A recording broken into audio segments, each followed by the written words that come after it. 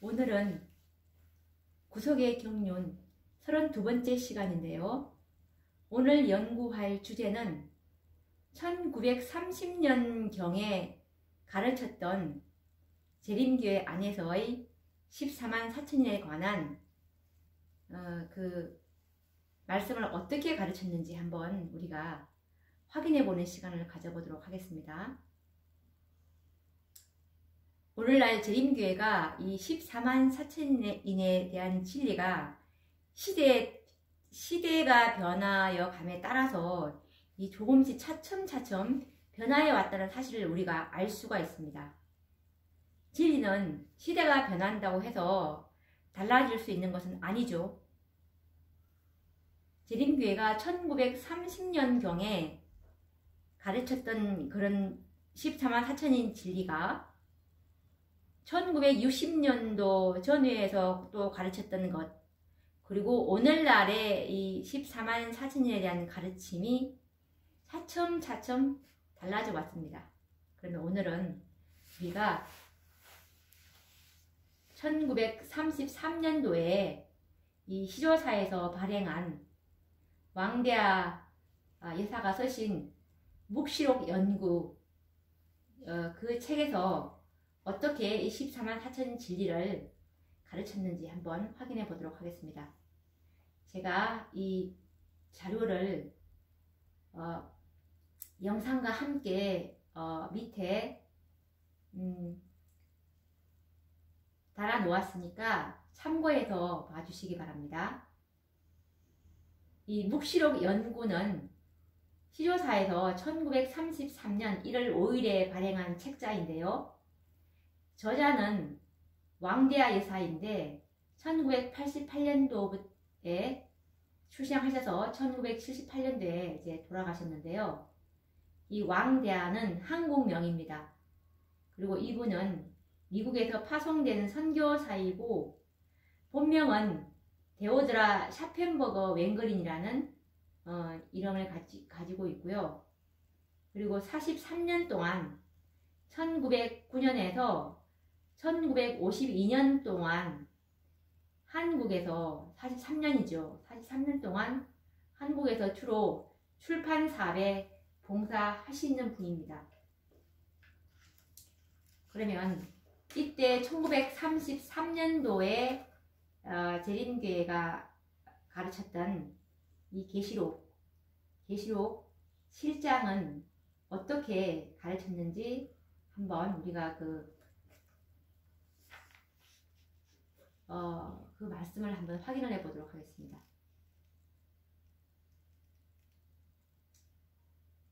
7장 13절부터 이렇게 한번 우리가 읽어보도록 하겠습니다. 계시록 7장 13절 뭐라고 나와 있냐면 세세에 돌릴지어다 아멘 하더라.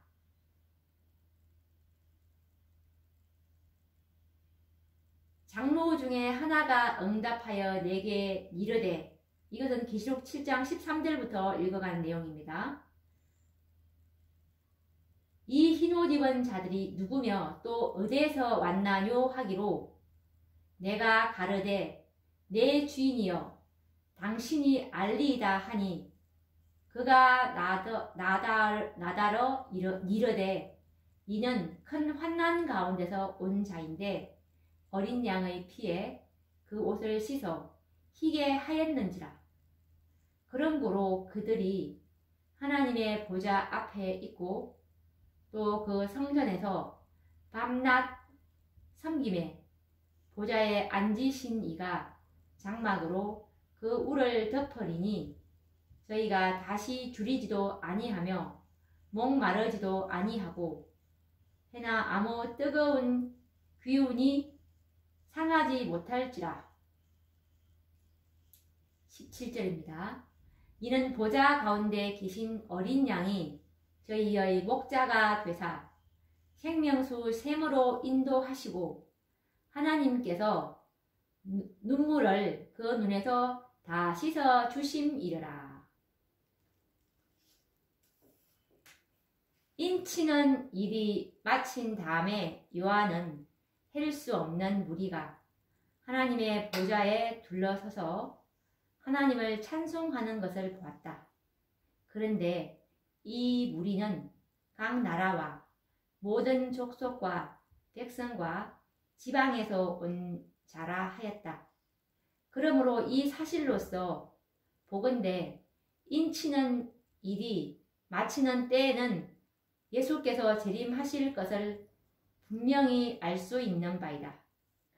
그 헬 수 없는 무리는 곧 각 시대의 여러 나라와 족속 가운데서 구원을 받을 자들로 그리스도께서 재림하실 때 죽은 자 가운데서 부활하여 그리스도로 더불어 성천할 자이다.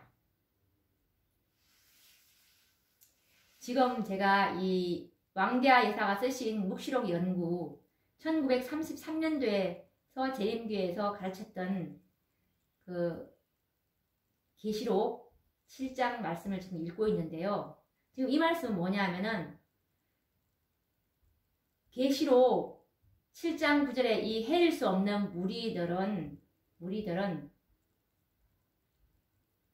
예수님께서 재림하실 때 일어날 첫째 의인의 부활이라고 지금 이 묵시록 연구에서 지금 이야기하고 있는 부분입니다.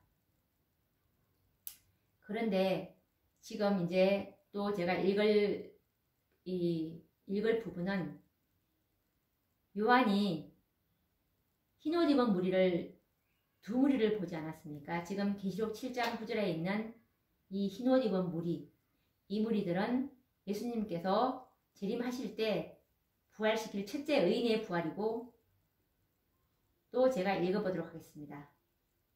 그 후에 요한이 한 다른 무리가 섰는 것을 보았는데 장로 중에 하나이 요한에게 이르되 이 흰옷 입은 자들이 누구며 또 어디에서 왔나뇨 하니 요한이 내 주인이여 당신이 알리이다 하야 자기는 그들이 누구인지 알지 못하는 것을 표시하였다. 그러면 이 흰옷 입은 무리는 계시록 7장 9절에 말한 흰옷 입은 무리와는 같지 아니한 무리인 것을 알 수 있으니 계시록 7장 9절에 말한 무리는 요한이 이미 어디에서 온 무리인 것을 아는 터이다. 그러면 이 무리는 헬 수 없는 무리와는 구별된 특별한 무리인 것을 알 수 있는 바, 장로가 이르되 큰 환난 가운데서 온 자라 하였다. 이 무리는 본장 호두에 말한 바 14만 4천 명이니 곧 하나님의 계명과 예수의 도리를 지키는 그의 남은 백성이다. 그들은 하나님의 인을 그 이마에 맞은 자요 어린 양의 피에 그 옷을 씻어 희게 한 자들이다. 과연 그들은 세상 마지막에 있을 개국 이래로 없는 고난 가운데서 올 자들이니 곧 야곱의 환난을 맛볼 자들이요 마지막 7 재앙이 날릴 때에 대언자 없이 설 자들이다. 그러나 16절의 말씀을 보면 계시록 7장 16절의 말씀을 보면 그들이 7 재앙 가운데서도 구원함을 받을 것을 알 수 있는 바이다. 그리고 하나님의 인맞은 자 가운데서 이미 잠든 자들도 있으나 그들이 예수 재림하시기 조금 전에 깨어 일어나 큰 환난을 맛볼 것이요 살아서 구원함을 받을 것이다. 그때에는 하늘 보좌에 계신 어린 양이 저희의 목자가 되사 생명수 샘으로 인도하시고 하나님이 또한 눈물을 그 눈에서 다 씻어 주실 것입니다. 지금 우리가 계시록 7장 13절부터 17절까지 말씀을 보았는데 7장 13절에 있는 이 흰옷 입은 다른 무리는 지금 이 1933년도에서 재림교에서 가르쳤던 왕대하 여사의 묵시록 연구에서는 14만 4천인들이라고 말씀하고 있습니다. 분명히 우리가 확인을 할 수가 있는데요. 그래서 이제 세월이 이제 흘러갔죠. 이때 이후로 1933년도 이후에 재림교회의 이제 역사를 보면 세월이 흘러간 그 이후에는 14만 4천인은 또 어떻게 변질되냐면 14만 4천인 교리가 실제적인 수요이지만 실제 수다. 그렇지만 죽은 자들은 셋째 천사의 기별을 믿고 죽은 자들을 말하는 것이죠. 이 죽은 자들은 이 숫자에서 제외되고 오직 그리스도의 재림 때 죽지 않고 살아서 구원 얻을 자가 14만 4천인이라고 가르쳤습니다.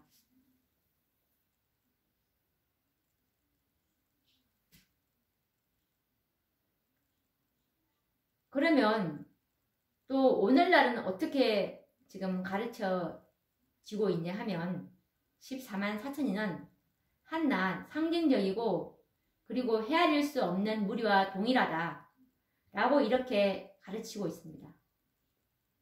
이와 같이 진리가 변질되는 과정을 보면서 과연 무엇이 참 진리인지 깊이 생각해야 하는데요. 14만 4천인이 상징적인 수라는 이론은 재림교에서는 결코 가르쳐서는 안 되는 것입니다. 왜냐하면 이 교리는 타락한 바벨론 교회들의 교리이고 성경적인 진리도 아니며 분명한 오류이기 때문입니다. 14만 4천인에 관한 성경상 가르침은 분명 실제적인 수요입니다. 인마전 자의 수가 14만 4천이니 라고 계시록 7장 4절에 분명히 나와 있고 그리고 계시록 14장에 보시면 14만 땅에서 구속함을 얻은 14만 4천인 밖에는 이 명료한 말씀이 분명히 있습니다. 그리고 또 증언의 말씀에 보면 초기문집 15페이지에서도 그 수가 14만 4천이나 되는 살아있는 그리고 예수님께서 또 재림하셔서 이제 하늘 유리바닷가에서 이제 우리가 예루살렘 도성을 향해서 성문으로 들어가실 때 14만 4천 명만이 이곳으로 들어간다 라는 이 분명한 가르침 그리고 14만 4천인들의 이름이 하늘 도성 안에 석판에 금글씨로 그 명단이 하나하나 다 기록되어 있다는 왜 그렇겠습니까? 온 우주에 하나님의 율법이 불변하고 하나님의 율법은 변경할 수 없다는 것을 참으로 야곱의 환난을 통해서 성령도 중보자도 없는 상태에서 그것 하나님의 품성을 옹호한 자들로서 이제 더 이상 하나님의 율법에 대한 이 의심이나 의혹이 하나도 남지 않게 이 입장한 사람들이기 때문에 그들의 이름은 기념이 될 수가 있는 것입니다. 이제 온 우주에 죄가 들어올 수 없는 것을 이제 마련한 셈이죠. 정말 이 14만 4천인 교리는 성경상 분명한 실제적인 수요이고 셋째 천사의 기별로 인해서 구원받은 무리들의 수요인 것입니다. 초기 문집 279페이지에서도 14만 4천인의 이 살아계신 하나님의 인을 치는 셋째 천사가 성도들의 수가 차고 인치는 사업이 끝났다고 보고하니까 예수님께서 지성소의 중보 사업을 끝내신 것처럼 예수님의 지성소 사업은 바로 셋째 천사의 사업이고 셋째 천사의 사업은 살아계신 하나님의 인을 치는 14만 4천의 수요를 인치는 그 사명이 셋째 천사의 사업가 사명이었습니다. 그렇기 때문에 이 14만 4천인에 관한 가르침은 셋째 천사의 기별로 인해서 구원받은 무리들의 실제 수요인 것입니다. 사단도 이 진리의 중요성을 압니다. 그러나 이 놀라운 진리의 말씀을 맡은 재림교회가 14만 4천인의 진리를 등한시하고 무관심한 동안에 오히려 이단 교회들이 먼저 이 진리의 주제를 도용하여 잘못 가르쳐지고 있음에도 불구하고 이미 수많은 영혼들이 이 이단적인 가르침에 미혹되고 있는 실정입니다. 살아계신 하나님의 인을 쳐서 하늘 창고에 드리는 14만 4천인의 고귀한 진리가 사단에게 악용되어서 오히려 영혼들을 지옥불에 태워질 단으로 묶는 도구로 사용되어지는 이 안타까운 현실을 지금 우리는 보고 있는 것입니다.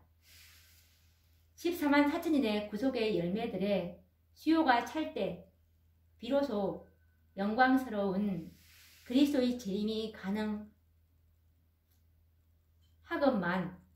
하나님의 진리를 보관하고 있노라고 공언하는 이 재림교회는 여전히 깊은 잠에 빠져 있습니다. 성경과 예언의 신의 말씀대로 믿기만 한다면 너무도 분명하게 깨달을 수 있는 단순한 진리입니다. 이 주제에 대하여 많은 의문과 의혹이 있을 줄 압니다. 그러나 우리는 진실한 성경 탐구자들로서 이 진리를 우리는 성경과 증언의 말씀으로 확정해 보아야 할 것입니다. 왜냐하면 14만 4천인의 인이 쳐지는 그 날에 이 지구에 살고 있는 모든 영혼들의 운명이 결정되어서 이 지구에는 살아계신 하나님의 인을 치는 14만 4천인과 그리고 짐승의 표 두 편으로만 나누어질 것이기 때문입니다. 오늘도 우리가 이 엄숙한 진리인 14만 4천인의 진리를 연구를 하고 있는데요. 또 다음 시간에도 이 주제를 가지고 말씀을 연구해 보고자 합니다. 다음 시간에 뵙도록 하겠습니다. 감사합니다.